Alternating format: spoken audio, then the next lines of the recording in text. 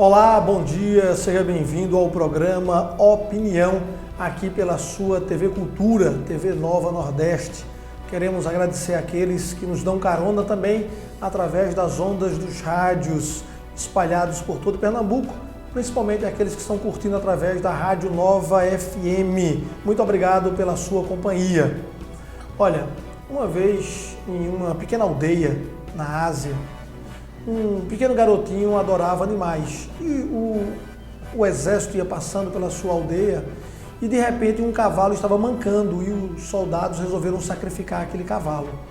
E o garotinho começou a cuidar de sua perna, de suas feridas e um comandante daquele disse: por que nós não damos esse cavalo a esse garotinho, já que ele está cuidando tão bem dele?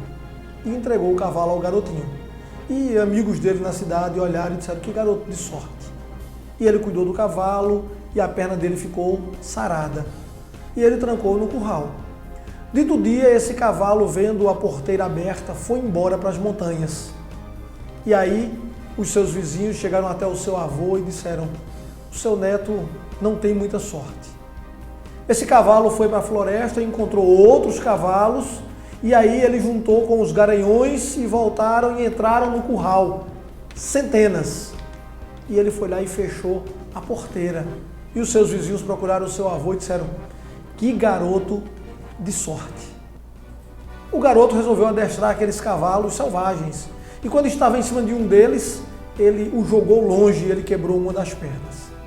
E os seus vizinhos disseram: que garoto sem sorte. Quando ele estava paralisado em cima de uma cama com a perna quebrada, a sua aldeia entrou em guerra. Todos os jovens foram para o combate, menos ele, porque não podia andar. E aí, aqueles homens que tiveram os seus filhos na guerra, olharam para o avô da criança e disse: que garoto de sorte. Sorte ou azar? Temos posições diferentes e mudamos às vezes de opinião, como segue o vento levando as folhas. E no programa de hoje, nós temos aqui como nossas convidadas, são duas mulheres: Joana Figueiredo, que é pedagoga, já esteve aqui outra vez. Bom dia, Joana. Muito bom dia, Rosmar. É um prazer imenso estar mais uma vez aqui nesse espaço de diálogo, ao lado da querida Sabrina, colega de profissão, né? Somos divergentes em alguns pontos, mas esse programa vem mostrar a importância do diálogo em tempos de tanto ódio, de tanta violência, em que as pessoas mal se olham, mal conversam. Estar num momento aqui como esse, né? Com pessoas que nem sempre se concordam, né, nos temas, mas dentro do terreno do respeito, é imensamente simbólico e importante. Eu costumo dizer que nós brigamos contra ideias, nós não brigamos contra as pessoas. Verdade. E a nossa convidada, Sabrina Thaís, que também é professora, é professora de inglês. De inglês. Isso. Tá bom, seja bem-vinda também. Obrigada, muito obrigada pelo convite, né, a primeira vez que eu estou aqui. Espero vir outras vezes e compartilhar aqui com a Joana e com você sobre um tema tão importante que a gente precisa conversar realmente sobre esse assunto. Você sabe qual é o assunto? Sabe ainda não, né? O assunto é o seguinte: nós vamos falar sobre o feminismo e o antifeminismo. A gente vai primeiro ver uma pequena matéria falando do feminismo como um movimento político, filosófico e social que defende a igualdade de direitos entre mulheres e homens. E depois ver também o posicionamento antifeminista que acha que esse pensamento fugiu um pouco do controle. Vamos ver a matéria. Feminismo é um movimento político, filosófico e social que defende a igualdade de direitos entre mulheres e homens. O embrião do movimento feminista surgiu na Europa em meados do século XIX, como uma consequência dos ideais propostos pela Revolução Francesa, que tinha como lema a igualdade, liberdade e fraternidade. As mulheres queriam estar inseridas no turbilhão de mudanças sociais que estas revoluções traziam, principalmente para se sentirem mais cidadãs em uma sociedade historicamente regida pelo patriarquismo. No entanto, o feminismo só começou a se popularizar no mundo ocidental nas primeiras décadas do século XX, questionando o poder social, político e econômico monopolizado pelos homens. Em contrapartida, um outro movimento surgiu tomando grandes proporções na internet, o antifeminismo. Comunidades de mulheres, a maioria jovens, consideram que o feminismo é um movimento ultrapassado, cheio de ideias equivocadas. Esse grupo cresce na esteira das redes sociais. Há uma profusão de comunidades sobre o tema na internet e amparado em lemas como homens e mulheres são diferentes sim e têm de ser tratados como tal, vem angariando adeptos. Ideologias diferentes, pensamentos diferentes e que vocês, telespectadores, irão acompanhar a partir de agora no programa Opinião pela sua TV Nova Nordeste. Muito bem. Joana, vamos começar com você. Eu queria que você falasse um pouco sobre esse movimento, né? Um movimento que surgiu na França e que nos anos 80 começou a ganhar corpo, né, em todo o Ocidente e principalmente na América do Sul, começou a se enraizar por aqui também. Como é que funciona o movimento feminista? Bem, como foi colocado aí no vídeo, é um movimento político, né, de ação política, filosófica.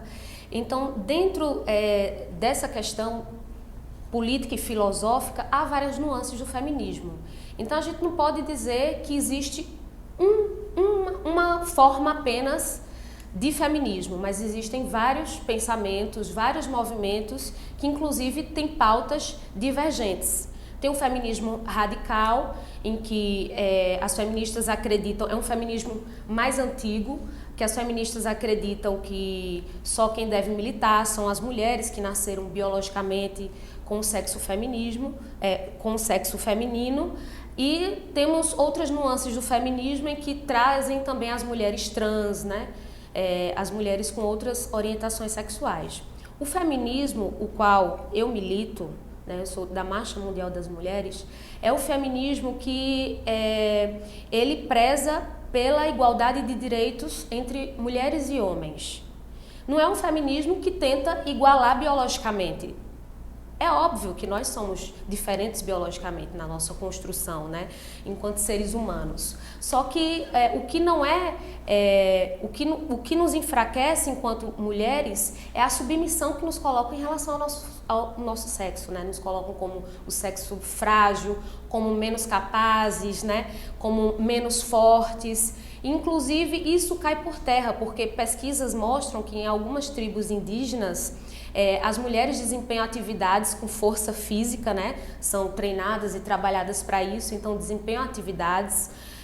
Na época da escravidão aqui no nosso país, os quilombos foram também tidos com lideranças femininas. A própria Aquatume, que é uma avó de Zumbi, ela coordenou várias movimentações de reivindicação. Então mostra que a capacidade da mulher, tanto a mulher quanto o homem, eles podem ter várias capacidades. Então isso não nos coloca como frágil, como menos importante. E o movimento feminista, o qual eu milito também, é um movimento feminista que dá liberdade à mulher. Então, se a mulher quer usar maquiagem, ela usa maquiagem. É o seu direito de escolha. É o movimento em que a mulher ela deve estar presente nos espaços que ela queira estar, que ela possa trabalhar onde ela queira trabalhar, que ela possa andar segura na rua, né, sem precisar ser violentada. O movimento o qual eu milito também é um movimento que vai contra todos esses dados de violência contra a mulher. Porque a nossa pauta feminista, ela caminha junto com esses dados de violência, que são alarmantes. A cada 11 minutos, uma mulher é agredida no Brasil. A cada 4 minutos, uma mulher é estuprada. A cada 2 horas, uma mulher é morta. São dados que colocam o nosso país, o nosso Brasil, como o 5º país onde mais se matam e violentam mulheres. E por que se violentam essas mulheres? E por que a gente coloca o nome de feminicídio? Muitas pessoas podem dizer, não, mas os homens morrem também diariamente.